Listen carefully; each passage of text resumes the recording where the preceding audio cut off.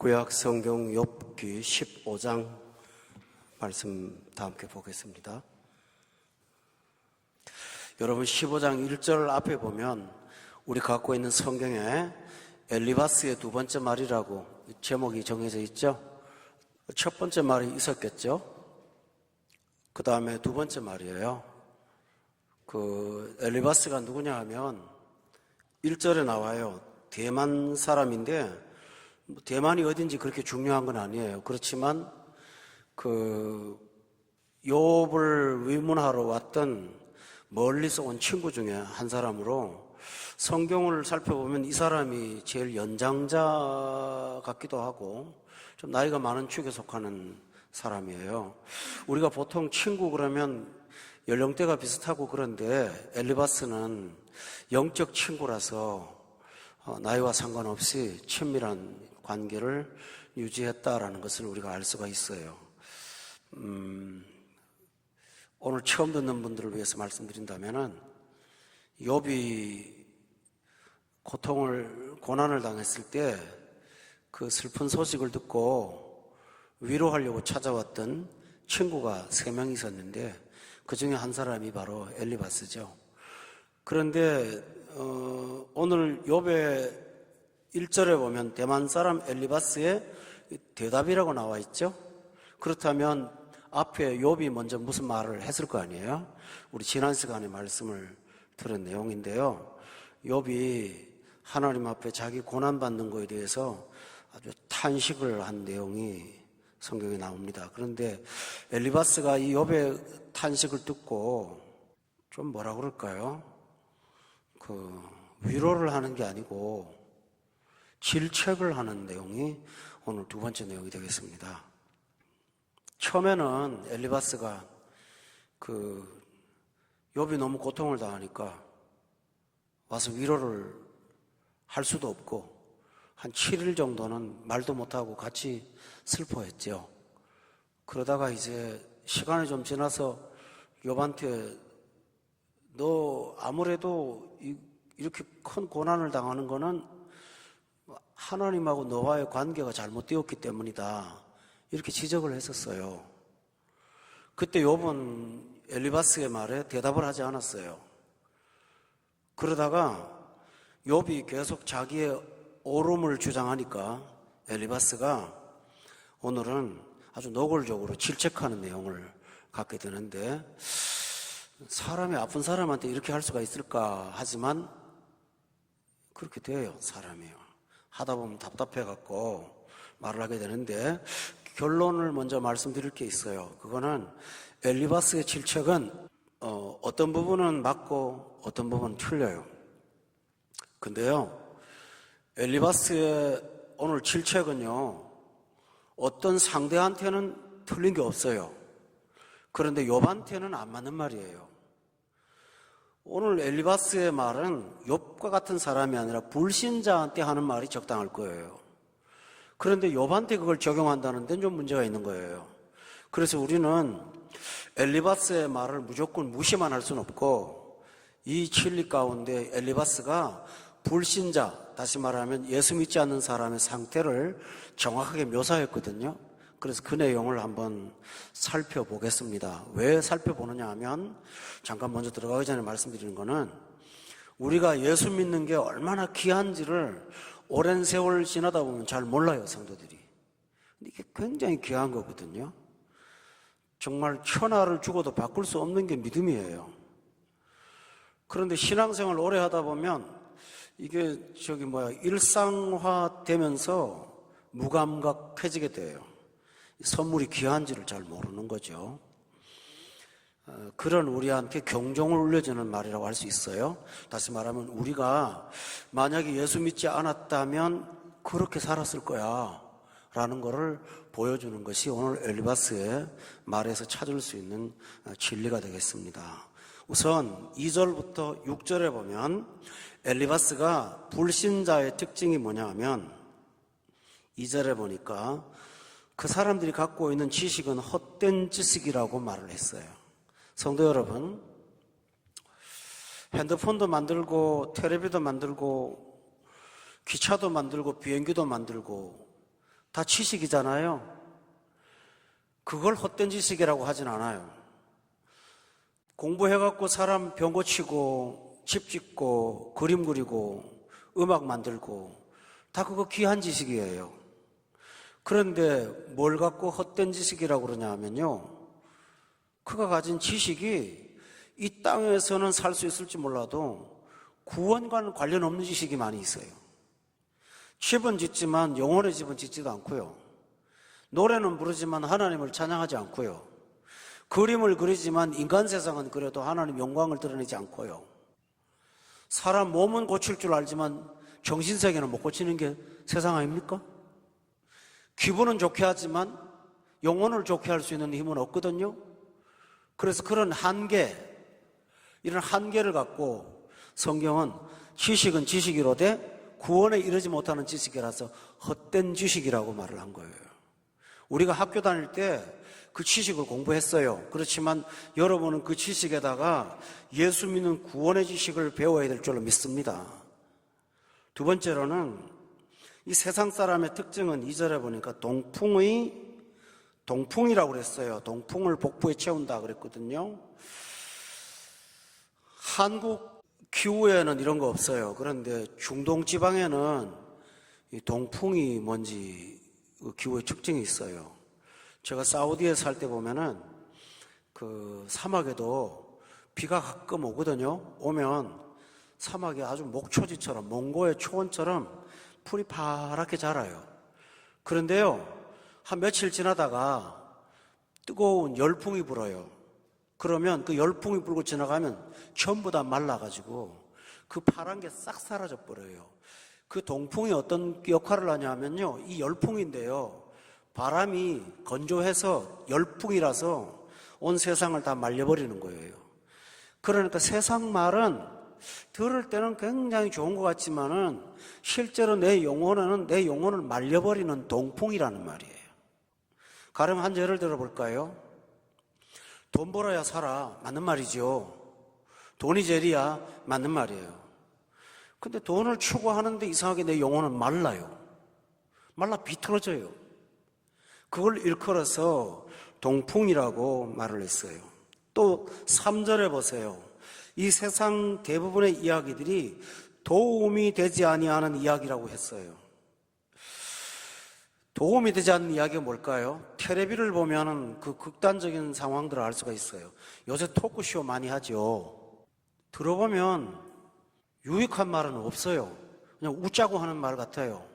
그 세상 사람도 그걸 알아서 뭐라고 하는지 압니까? 썰렁개그라 그러잖아요. 그게 판을 쳐요. 사람이 만나도요, 서로가 정말 영적으로 유익이 되는 얘기보다는 머리 어디서 했어? 그거 참 멋있네. 도움 되나요? 머리카락에 도움이 돼도 머리 속은 도움이 안 돼요. 이런 걸 일컬어서 진리를 말하는데 교회에 오면 아주 비중이 있는 얘기를 하거든요.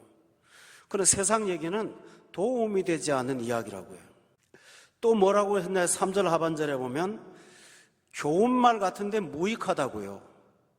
듣고는 있었지만 유익이 없다라고 했습니다. 여러분, 성경 말씀을 뭐라고 하죠? 진리라고 해요. 그렇죠?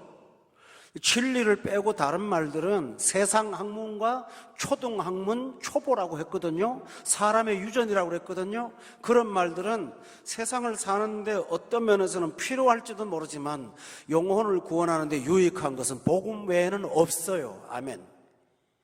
교회마저 무익한 일을 강단에 올린다면 이것은 굉장히 서글픈 얘기라고 생각할 수 있어요. 의사 선생님한테 진단받으러 갔는데 두바이에 레몬이 맛있다면서요. 그거 어떻게 먹습니까? 라고 묻는다면 그분은 자기 할 소임을 감당하지 못하는 거죠.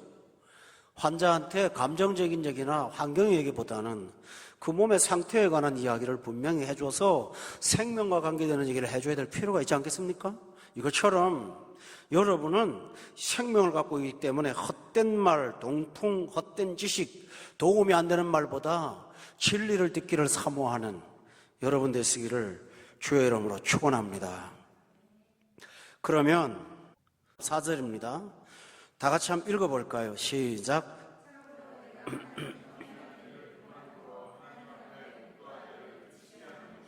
세상의 말에는요, 듣고 나면은 하나님을 경외하는 일을 그만두게 만드는 말이 많아요.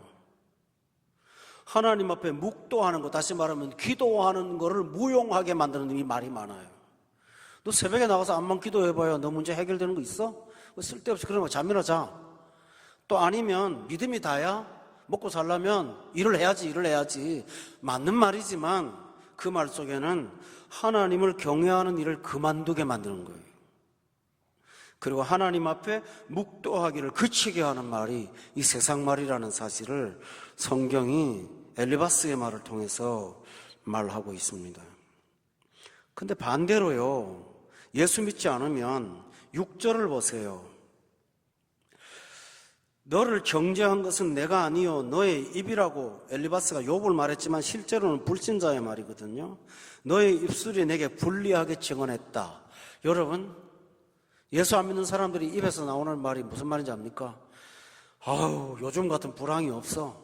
난 평생요 사람들 앞에서 요새 같은 호황이 없어라는 말 한 번도 들어본 적 없어요.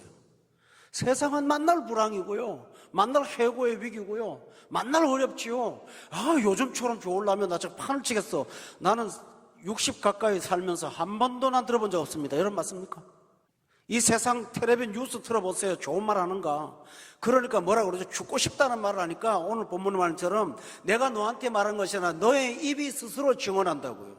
세상 사람들은 죽겠다고 힘들겠다고 하는 말을 자기 스스로 말을 해요. 누가 말하지 않아도요. 그래서 유행가 가사에 보면 거의 대부분 죽음과 허무와 아픔을 노래하는 게 얼마나 많은지 몰라요. 그거 들으면 기운 빠져요. 그러면서 11절에 보세요. 이거는 욥한테 말했지만 대상이 제가 잘못했다고 그랬죠. 거기도 11절 한번 읽어보세요. 시작. 하나님의 위로와 은밀하게 하시는 말씀이 내게 작은 것이냐? 불신자의 특징은 하나님의 위로는 위로가 아니에요. 은밀하게 하시는 말씀이 있어요. 내 영혼 속에 양심을 통해서. 그런데 그 말은 그렇게 비중을 차지 않는 거예요. 자, 이것이 예수 믿기 전에 살았던 정도의 차이만 있지만 대부분 이런 삶을 벗어나지 못하고 살았다는 거 여러분 아시죠? 이 성경이 지금 4,000년 전의 성경이거든요. 그런데 요즘이나 옛날이나 사람의 본성은 다른 게 하나도 없어요. 또 두 번째로는요, 큰 두 번째로는 하나님이 없는 사람은 굉장히 교만해요. 교만이 뭐냐 하면, 교만은 다른 거 아니에요. 나를 기준으로 세상을 해석하고 뭘 바라보고 판단하고 느끼는 거예요. 전부 다 내 기준이에요. 내 기준. 이게 교만이에요. 자아가 우주의 중심이 된 거예요. 그래서 내가 옳으면 옳고요. 쉬운 예를 하나 들어볼까요? 단체 사진이 아무리 잘 나와도요, 나 하나 눈 감으면 그 사진 잘 안 나온 거예요. 우리 다 그러잖아요. 이것처럼 자기가 중심이 돼서 저것도 옳아 틀려 하고 판단하는 거 물론 다 틀렸다는 말은 아니지만 그 근거를 자아에다 두면 사람은 교만해집니다. 왜 그럴까요? 남과 충돌하고 궁극적으로는 하나님하고 충돌하게 되니까요. 그 교만한 사람은 궁극적으로 누구한테 달려드는가 하면요, 본문을 한번 보세요. 여기 굉장히 중요한 내용이 나옵니다. 25절입니다. 한번 읽어볼까요? 시작. 손을 들어 하나님을 대적하며 교만하여 전능자에게 힘을 과시하였다고요. 불신자의 특징은 전능자한테 힘을 과시합니다. 여러분이 좀 배웠다 하는 분들 전도해 보시면 금방 알지요. 자기가 갖고 있는 어떤 근거를 갖고 하나님을 반대합니다. 성경의 내용을 반박합니다. 그렇죠? 그 다음에 조금 자기가 의문시하는 것을 정당화시키면서 신앙에 대한 무용론을 주장하고 믿는 사람의 기운을 팍팍 빼는 경우가 있습니다. 그게 정도의 차이만 있을 뿐이지 누구나 다 그 요소를 갖고 있습니다. 이게 뭘까요? 25절을 다시 보면 손을 들어 하나님을 뭐 하는 거라고요? 대적하는 거라고. 교만하여 전능자에게 뭐 한다고요? 힘을 과시한다고요. 초등학교 애도요, 중학교, 고등학교 가서 공부 좀 하고 나면은 금방 머리에 들어오는 게 학문을 갖고 하나님을 대적합니다. 손을 들어 하나님을 대적하고요, 힘을 과시해요. 그게 뭐죠? 학교에서 배웠는데 하나님 없다고 말이지. 힘을 과시하는 거예요. 이게 인간 본성에서 있는 무서운 불신의 세상입니다, 여러분. 이거는 사탄의 전략이에요. 그걸 아이들이 많이 배워서 하는 쓸데없는 말로 치부하면 안 됩니다. 이거 굉장히 심각한 문제예요. 오늘 본문에 그렇잖아요. 26절에도 뭐라고 합니까? 그는 목을 세운다는 말은 뭐죠? 꼿꼿하게 자기를 세우고 자기 주장을 하면서 방패를 든다는 말이 무슨 말일까요? 자기 방어 수단을 미리 갖고 있어요. 믿는 자가 이렇게 말하면 자기는 이렇게 말할 수 있는 방어 수단을 갖고 하나님한테 뭐 한다고요? 달려들어요. 우리가 불신의 상태에 있을 때 하나님께 대해서 무관심하거나 아니면 이렇게 대항하고 살았던 경우가 있었다라는 것을 성경이 말하고 있습니다. 여러분, 중간에 다시 말씀드릴게요. 우리가 옛날에 이랬어요. 그러다가 하나님 은혜로 예수 믿고 새 사람 되어서 하나님 앞에 순복하는 거, 이게 얼마나 큰 복입니까? 우리 그러고 살고 있다고요. 또 세 번째로 이 불신의 세상의 특징이 뭐냐면 본문 20절에 보세요. 20절에 보면 그의 말에 이르기를 악인은 그의 일평생에 뭘 당한다고 그랬죠? 고통이 있어요. 왜 그런지 아세요? 21절에 보면 그의 귀에는 행복한 소리가 들리는 게 아니라 뭔 소리가 들린다고요? 무서운 소리가 들려요. 아유, 요새 중동에 유가가 반토막 났다는데 이거 못 살겠어. 이거 그 소리만 자꾸 들리는 거예요. 커지는 거예요. 불황의 소리, 전염병의 소리, 전쟁의 소리, 죽음의 소리. 인터넷 봐서 여러분 건강에 대한 지식들 많이 나오잖아요. 읽고 나서 기분 좋던가요? 나 뭐 병 있는 거 아니야? 그 무서운 소리가 믿음이 없으면 전부 다 먹어요. 그래서 20절에 보면 일평생에 뭐죠? 고통을 끌어안고 살아요.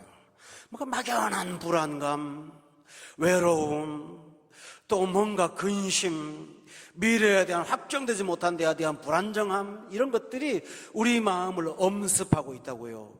믿음으로 사는 자는 하늘 위로 받겠네. 할렐루야. 그게 없다고요. 그러니 고통이라고요. 24절에 보세요. 그 무서운 소리의 실체가 뭐냐 하면 환난과 그 다음에 뭐라 그랬나요? 역경이 그를 두렵게 한다고 그랬어요. 두려움과 무서움이 늘 마음속에서 사라지지를 않는 거예요. 21절도 한번 다시 보세요. 끝에 보니까 어떤 날은 안 무서운데요, 그가 평안할 때에는 뭐가 온다고 그랬죠? 멸망시키는 자가 그에게 이른다고요. 수학여행 가다가 고통을 당한 학생들 생각해 보세요. 행복하고 좋은 날 신혼여행 가다가 죽음을 맞는 사람들도 많고요. 성공했다는 자리에서 축제를 벌이다가 인생을 망가뜨리는 사람들이 얼마나 많은지 몰라요. 진짜로 두려워할 때는 평안하고요, 평안해야 할 때는 두려운 게 인간의 세상입니다. 그래서 자신도 모르게 위기가 다가오는데 이걸 중국 사람들이 알았어요. 그래갖고 한문으로 죽을 사자 있죠? 죽을 사자가 풀어보면 뭔지 압니까? 저녁 석자에다가 어두운 데서 칼자가 있어요. 칼. 저녁 석자에다 칼이 있다고요. 칼 검에다. 그게 뭐냐 하면은 아무것도 안 보이는데 어딘가에 날아오는 검. 이게 죽을 사자예요. 죽음이라는 게 평안할 때 찾아온다라고 했습니다. 그런데 준비되지 못한 죽음이기 때문에 그 앞에 속수무책이 바로 불신의 특징이라고 오늘 엘리바스를 통해서 말하고 있습니다. 조금만 더 나가죠. 3개를 더 나가겠습니다. 28절을 보세요. 네 번째로 여러분이 보실 게 있어요. 다 같이 한번 읽어볼까요? 시작. 사람이 살지 아니하는 곳 돌무더기가 될 곳에 거주하였다. 이거는 상징 용어고 비유예요. 황폐한 성읍이라고요. 이게 무슨 말인지 아세요? 도시일수록 사람이 행복해요? 사람이 많은데 외로워요? 예수 믿지 않고 살면 성읍이 아무리 사람이 많아도요, 외로워요. 고대 세계는 덜 외로웠는데요, 현대 사회가 될수록 사람은 더욱더 어떻게 되죠? 외로워요. 아파트 앞에 있는 앞집의 사람하고 몇 년을 살아도 말 한마디를 하지 않아요. 서로 관계하지 않아요. 그게 뭐죠? 영적으로 황폐한 성읍인 거예요. 나하고 교제하며 내 영혼을 나눌 수 있는 사람이 없어요. 너무 외로운 거예요.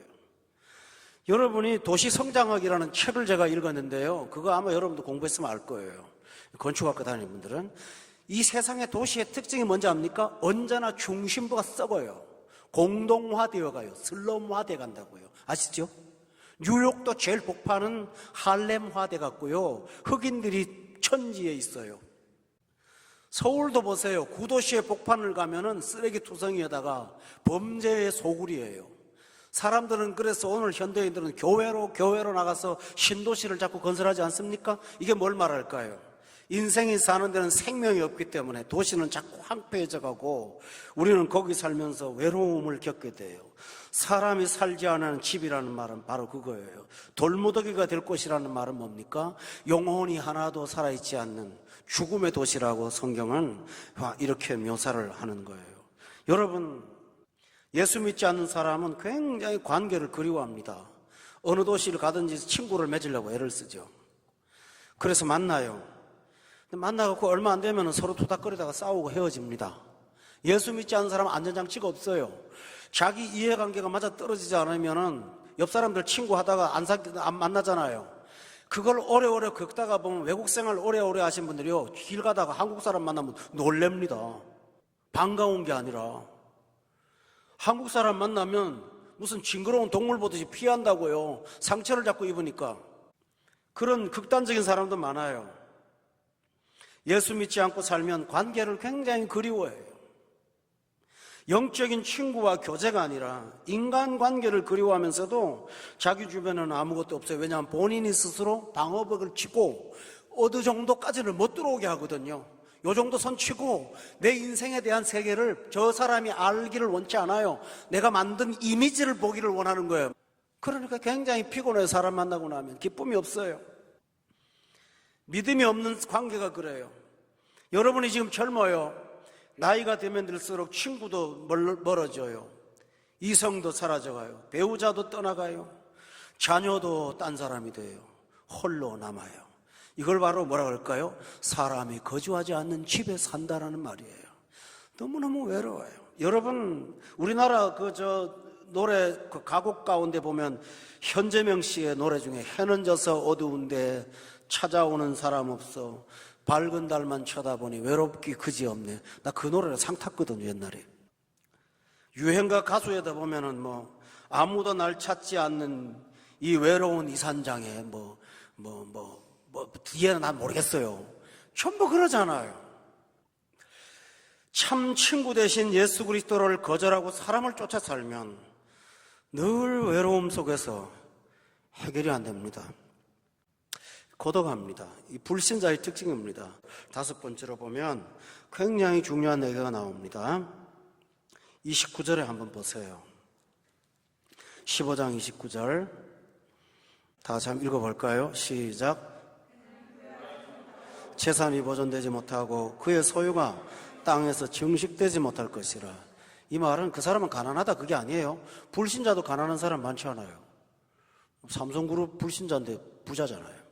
이 말은 어떤 뜻이 있냐면요, 세상을 떠날 때 평생을 그토록 집착을 했던 모든 부여와 재산과 소유가 증식은커녕 하나도 가져갈 수가 없고 빈손으로 가게 될 거라는 것입니다. 예수 믿는 사람은 똑같다고요? 아니요. 죽을 때 우리는 영광을 갖고 들어갑니다. 본문 30절에 보세요. 거기 보면 하나님의 입금으로 그가 불려갈 거라고 말을 했어요. 22절과 30절에 보면요, 잘 보세요. 오늘 사실 굉장히 내용이 큰데요, 22절에 보면 그가 어두운 데서 나오기를 뭐 한다고 그랬죠? 바라지를 못해요. 불신의 특징은 뭐냐면 그 자리가 어둠이라는 거예요. 빛이 없어요. 그 다음에 여기 30절에 보면 어두운 곳을 뭐 한다고요? 아까는 나오기를 바라지를 못하고 여기는 뭐라고 그랬나요? 떠나지를 못하고 세상을 살다가 행복이 뭔지를 전혀 한 번도 느껴보지 못하고 이 세상 살다가 주님이 명령하시면 이 세상을 떠나야 되는 게 이 세상 사람의 이 특징이라는 것을 성경이 말하고 있습니다. 여러분, 왜 어둠이라고 그럴까요? 오늘 이 성경 말씀의 내용을 불신자들이 알까요? 알기도 해요. 모르지 않아요. 그런데 모른 체하고 삽니다. 의식하지 않고 아이 골치 아파, 그거는 내 영역 아니잖아 하고 잊어버립니다. 좀 이따 말씀드릴게요. 성경이 아니라도 다 알아요, 사람들이. 아까 유행가 말씀드렸잖아요. 다 안다니까요. 그런데 아는데도 모른 체하고 사니까 어둠에 앉아 사는 거예요. 어둠에 앉아 사는 거예요. 말하자면 이런 거예요. 어둠 속에 앉아갖고 화장을 해요. 자기 혼자 다 잘했다고 해요. 어둠 속에다 거울도 없이 화장을 더듬 해가지고 나와서 나 멋있지 하면은 참, 여러분 상상 한번 해보세요. 초등학교 못 간 딸이 엄마 루즈 봐가지고 얼굴과 떡칠해놓은 거 똑같잖아요. 그것처럼 이 세상 사람의 특징은 어둠 속에서 자신이 사는지를 모르고 살고 있는 것입니다. 마지막으로 31절에 보면요, 잘 보세요. 그가 그 다음에 뭐 했나요? 스스로 속아요. 이 세상의 낙관이나 이런 말들이 괜찮을 거야. 세상 사람 다 가는데 뭐 한번 죽으면 그만이지 뭘 하고 스스로 속아요. 또 하나 있어요. 허무한 것을 믿지 아니한다는 말이 뭘까요? 여러분, 이게 참 모순입니다. 이 세상이 허무하다는 걸 세상 사람이 알까요, 모를까요? 누구보다 많이 알아요. 실제로 예수 믿는 사람은 허무를 몰라요. 근데 세상 사람은 허무를 알아요. 허무한 것을 믿지 않는다는 말은 세상에 살면 살수록 아무도 안 믿어요. 믿질 않아요. 그런데도 31절 하반절에 보세요. 허무한 것이 그의 보응이 될 것이라는 말을 해요. 이 말이 무슨 말인지 아세요? 허무해서 믿지 않으면서 허무를 추구해요, 인간이. 이게 불신자의 특징이에요. 로마서 8장을 여러분이 찾아보면 아주 정확한 내용이 나와요. 로마서 8장을 한번 찾아보세요. 20절 말씀인데 같이 한번 읽어보세요. 시작. 허무한 데 굴복하는 것은 자기 뜻이 아니요 오직 굴복하게 하시는 이로 말미암음이라. 피조물이 허무한 데 굴복한다고 그랬죠? 여러분, 돈이 다 아닌 거 세상 사람 압니다. 그런데 뭡니까? 돈에 굴복하지요. 윤리적으로 살고 도덕적으로 사는 거 옳은 줄 알아요. 일탈을 일삼거나 정상적인 삶을 살지 못하면 어떻게 되리라는 거 그 사람이 누구보다 잘 압니다, 여러분. 허무한 거 알아요.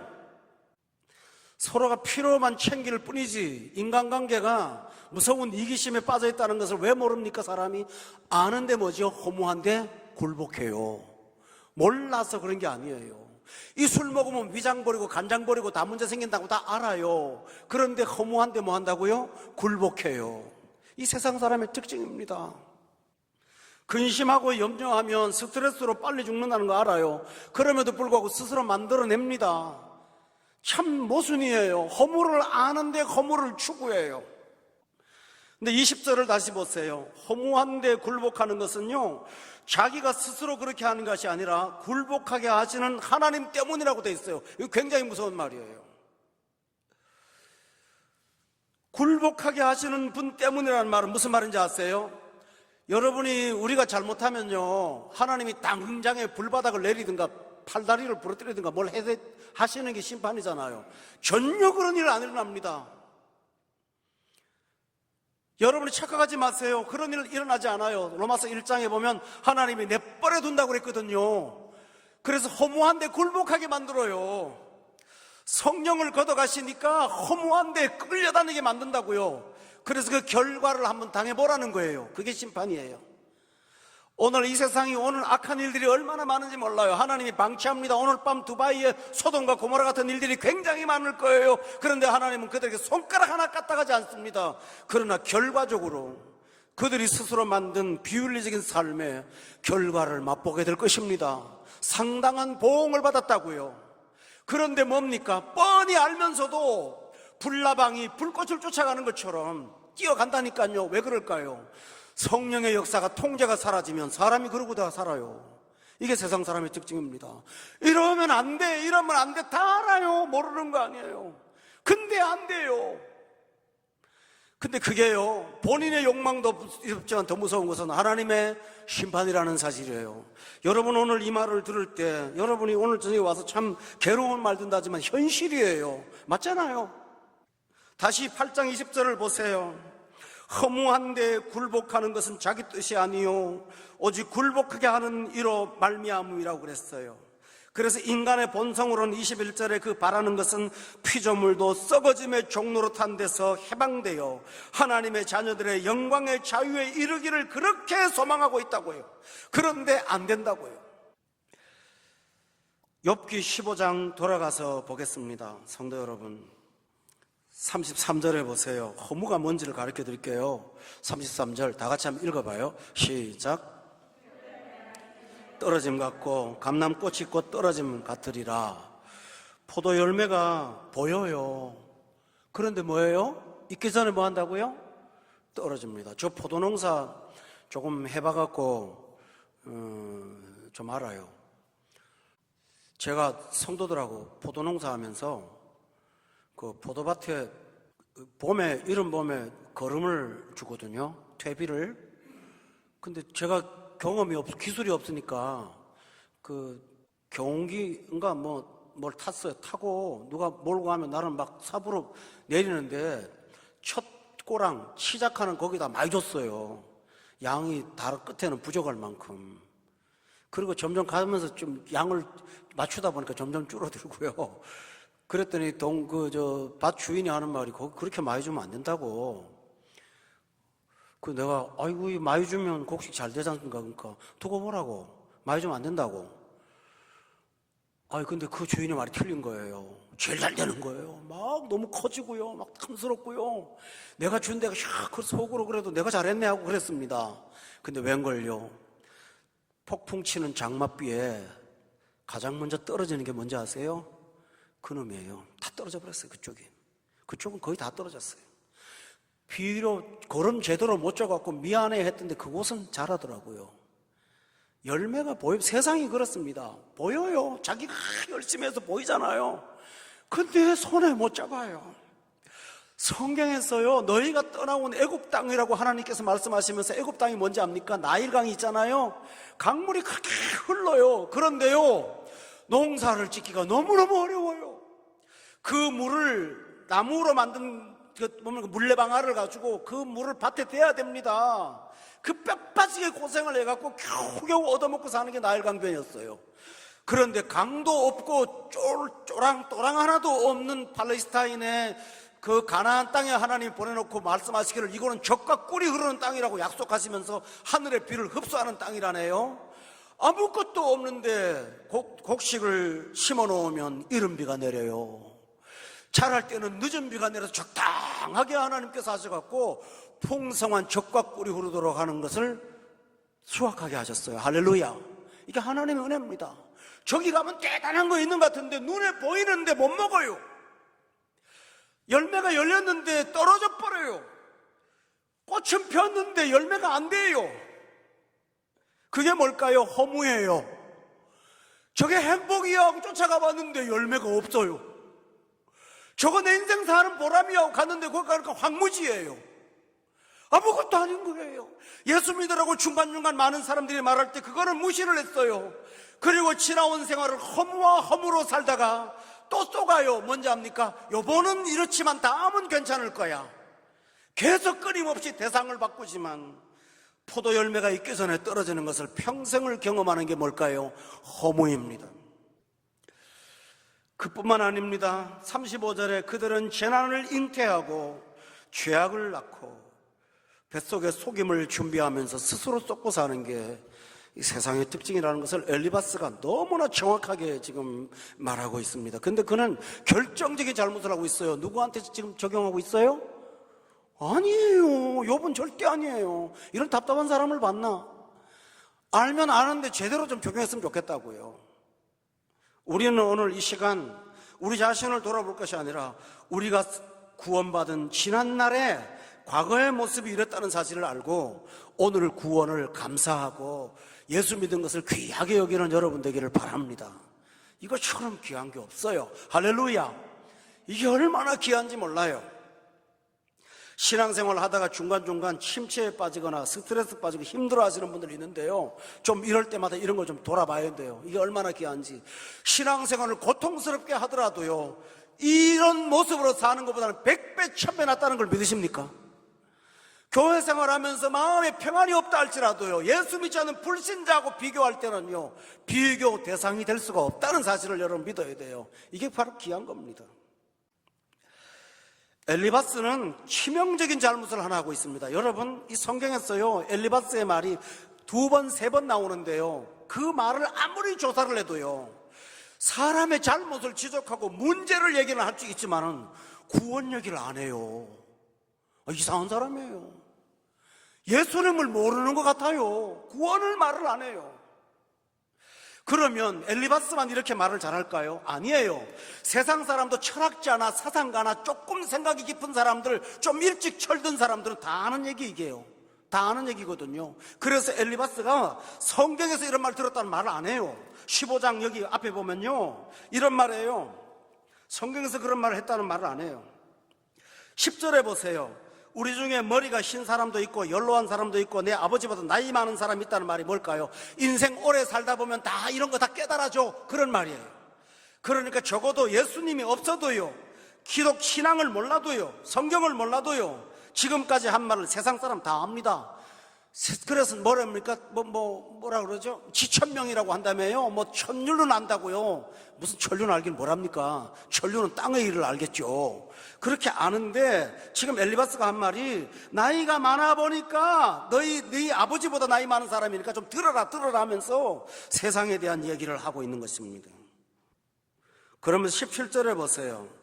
내가 본 것을, 인생 살면서 본 것을 설명하겠다는 것입니다. 여러분, 예수 믿는 사람은 내가 본 것, 나이 든 사람의 지혜를 갖고 말합니까? 아니요. 기록된 성경 말씀이 우리의 말씀입니다. 할렐루야. 우리는 그것에 떠나지 않아요. 오늘 권 목사의 경험을 들으러 이 자리에 오십니까? 그래서는 안 되고요. 그럴 필요도 없고요. 그랬다면 여러분 여기 오지 말아야 돼요. 17절 다시 보세요. 내가 너한테 보이겠다. 내게서 들으라. 나한테 들으래요. 하나님께 들으라고 해야죠. 내가 본 것을 설명하리라고요. 세상 사람들이 여러분을 충고하고 교훈할 때 그들은 인생의 연륜을 갖고 말할 것입니다. 그러나 그 연륜은 반쪽 맞고 반쪽 틀립니다. 뭘까요? 인생의 현상은 다 얘기할 수 있습니다. 슬프다는 거 말할 수 있습니다. 그러나 그걸 뛰어넘는 구원을 어디서도 말을 못합니다.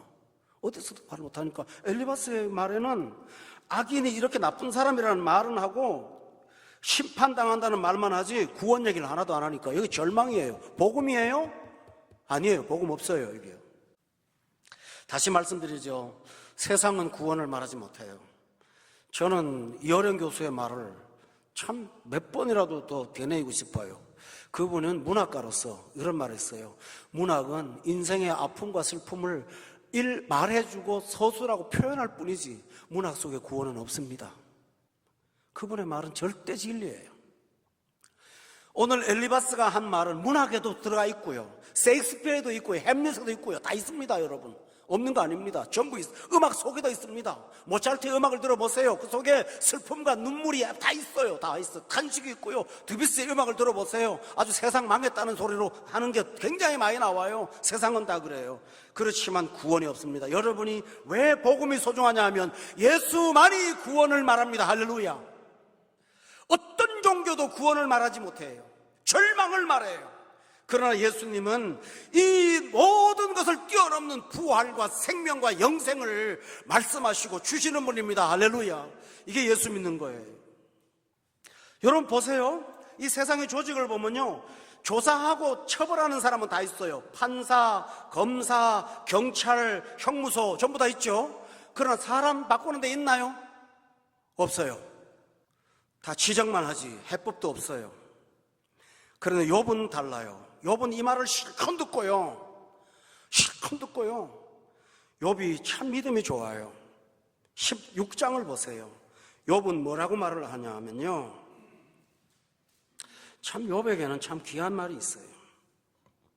19절 보세요. 16장 19절에 실컷 얘기를 듣고 난 다음에 뭐라고 하냐 하면 지금 나의 증인이 하늘에 계시고 그 다음에 뭡니까? 나의 중보자가 높은 데 계신다. 맞아. 다 내가 악인이다라는 거예요. 그러나 나에게는 구원자가 있다라는 거예요. 나에게는 중보자가, 나의 중보자, 전능하신 하나님은 나에게 구원자, 나의 중보자가 높은 데 지금 계셔라고 말하고 있어요.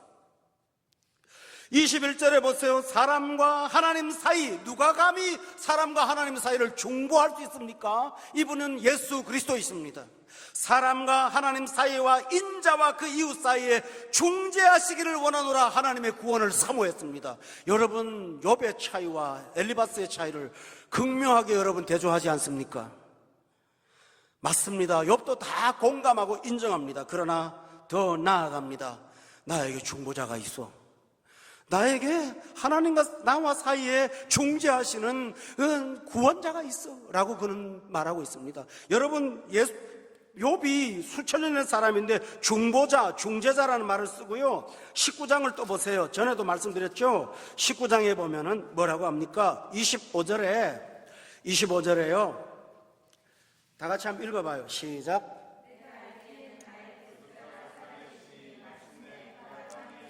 여기서는 예수님을 뭐라고 그러죠? 대속자라 그래요. 저는 욥기를 보면서 정말 복음이라고 믿어요.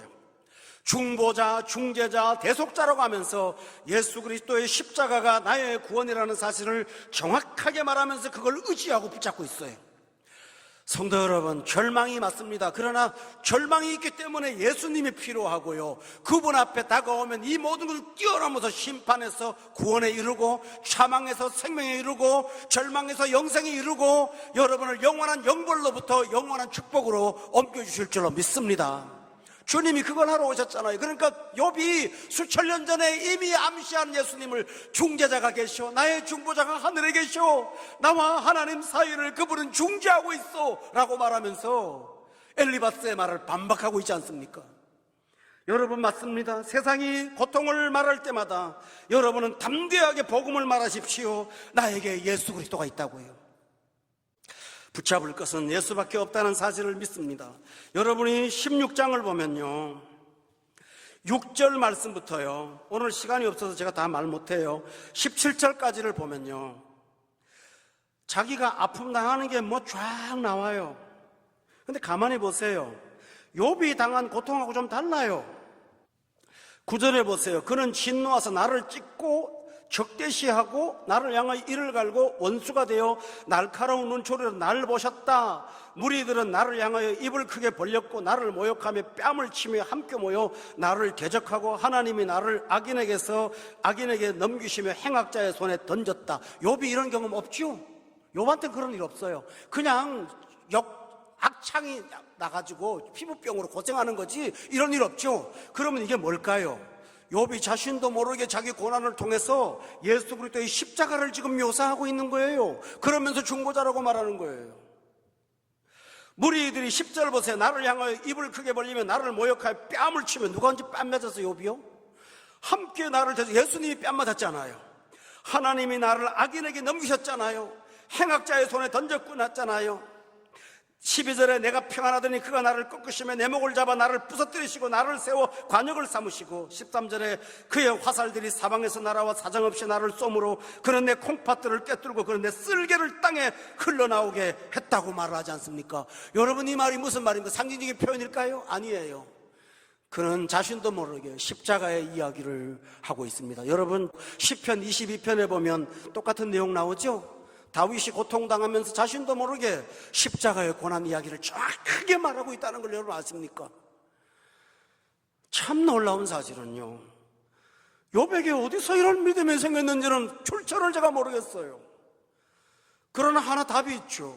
믿음은 은혜요, 하나님의 선물이에요. 나 같은 사람 불러서 본능적으로 십자가 앞에 당기게 만들고, 복음만 들으면 가슴이 뜨겁게 만드는, 반응하게 만드는 거, 설명할 수 없는 하나님의 은혜임을 믿으십니까? 그것 때문에 사는 거예요. 그 힘으로 사는 거예요. 제가 강단에서 복음만 전한 이유가 뭔지 아세요? 복음만 전한 목사로 소문나서 그 소문 유지하려고 그런 게 아닙니다, 여러분. 복음을 전하면 사람이 살아나는 걸요, 생명이 벌떡벌떡 일어나는 걸요, 신기하거든요. 욥은 바로 그 복음이신 예수 그리스도를 붙잡았어요. 나의 중재자가 하늘에 계시고 나의 대속자가 살아계시고 내가 가죽이 썩음 나옴에도 육체 밖에서 그분을 볼 만큼 죽음 너머에도 희망을 볼 수 있는 능력을 부활이신 예수 그리스도를 만나서 그는 경험하게 된 것입니다. 교우 여러분, 엘리바스에게 담대하게 말했던 욥처럼 여러분들 세상에서 복음의 영광을 드러내면서 복음의 긍지를 갖고 복음을 찬양하고 구원의 영광을 드러내면서 사는 우리 모두가 되시기를 예수 이름으로 축원합니다. 아멘. 여러분 한번 물어볼게요. 오늘 말씀 어때요? 권 목사님 말씀 잘해요? 그게 아니에요. 성경 말씀 어때요? 놀랍죠? 하나님 말씀 얼마나 놀라워요. 우리가 욥의 입장에 서 있다는 사실이 얼마나 감사해요. 엘리바스 같은 사람 믿음은 가졌다고 하지만 구원을 모르는 이 사람 얼마나 마음 아파요.